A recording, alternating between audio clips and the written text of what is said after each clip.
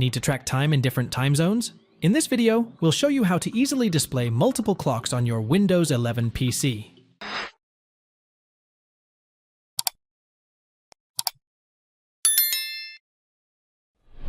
At first, press the Windows key plus R to launch the Run window on your computer. Type this Run command in the Run window and then hit Enter, timedate.cpl. In the Date and Time dialog box that opens, select the Additional Clocks tab. Now go to the first Show This Clock field, and here, type a desired name for the clock in the Enter Display Name field. For instance, I want to see the additional clock for Brisbane, hence I typed Brisbane in the Enter Display Name field. Now click on the drop-down in the Select Time Zone field and select the appropriate time zone. If you want to add the clock for another city, check the box next to the second clock. Show this clock now. Repeat the steps 5 and 6 to show the clock for another city. Press Apply and then OK to save the changes and exit.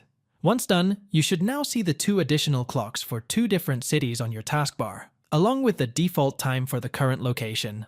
Thanks for watching. If it helps, make sure to hit like and subscribe.